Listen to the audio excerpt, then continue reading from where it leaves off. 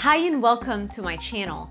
In this video, I explore the topic of whether you should be doing cardio or weight training first. First, if you haven't watched my video, how to create a science-based exercise program, make sure you do that now because this video builds upon that information. I will link to that video in the description box below. So to answer the question of whether it's cardio or weight training first, I need to go over the anatomy of an exercise session first and in what order you need to do all of the components of an exercise session. The number one thing that you want to make sure you do before you start working out is to increase your core temperature. And you can do that in various ways. You can do it by simply taking a warm bath, but I don't generally recommend that because it doesn't really warm up the internal tissues. Another way you could increase your temperature is by doing 5 to 10 minutes on a cardio machine like running or jogging on a treadmill for 5 to 10 minutes, or biking, or getting on the stair mill or stair climber or the elliptical. Those are great, highly recommended for most people. And another way would be to do resistance training. So you're doing whatever lifts you have for the day, only you're doing them without the weight on. So unloaded weight training. So it's very light, but it just activates the neuromuscular system and it warms up your tissues. After you have increased your core body temperature, the second step is to do foam rolling, also known scientifically as SMR or self-myofascial release. What is foam rolling? It's a type of deep tissue massage that utilizes compression to break up tender spots or trigger knots in your deep tissues to restore elasticity to your movement. So what usually happens if you're not getting enough recovery or you are repetitively training the same muscle group and using improper posture, all those things could lead to an injury. And in the same way that you could injure yourself and have a wound that needs a scab forming on top of it, the same thing happens in your deep tissues. Only you can't see it, but you can feel the pain, and you call those the tender spots or the knots or trigger points or trigger knots or muscle knots. All of those different names refer to the same thing. It's when you have something similar to a scab, only it's internal, that makes your muscles, your deep muscles and the connective tissue around them lose their elasticity because a scab doesn't really stretch.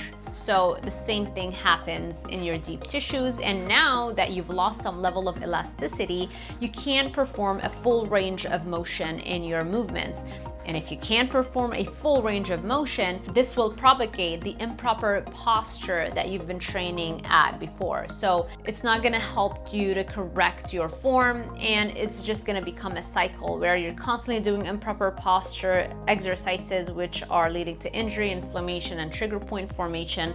And those trigger knots are reducing the elasticity, which encourage improper posture technique during your exercises. There are different ways of doing SMR or foam rolling, but pretty much all of them utilize some device, a foam roller that would allow you to apply pressure against the affected area to dissolve those internal scabs. The third component of your exercise session could include dynamic stretching, which is a form of stretching that has movement involved within it.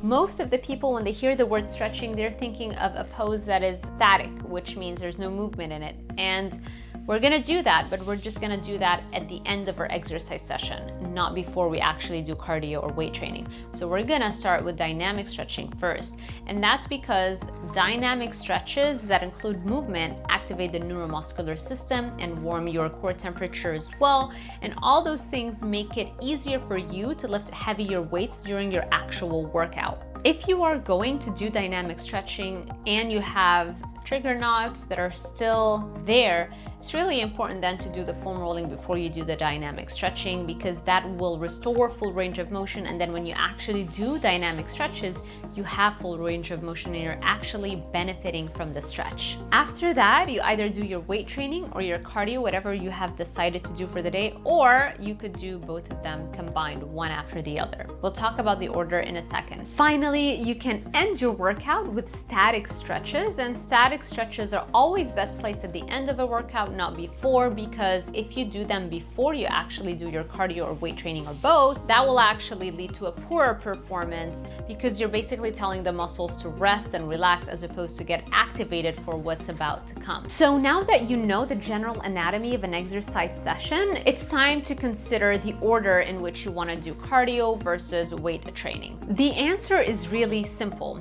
What is your main goal? What is it that you want to reserve most of your energy for? Is your main goal to run a marathon, or is it to compete in a bodybuilding competition?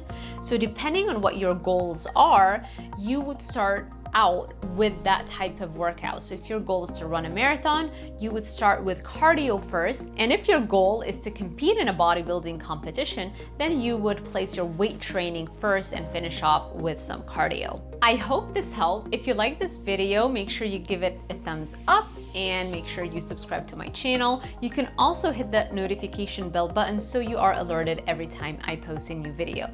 Thank you so much for watching, and I will see you in the next one.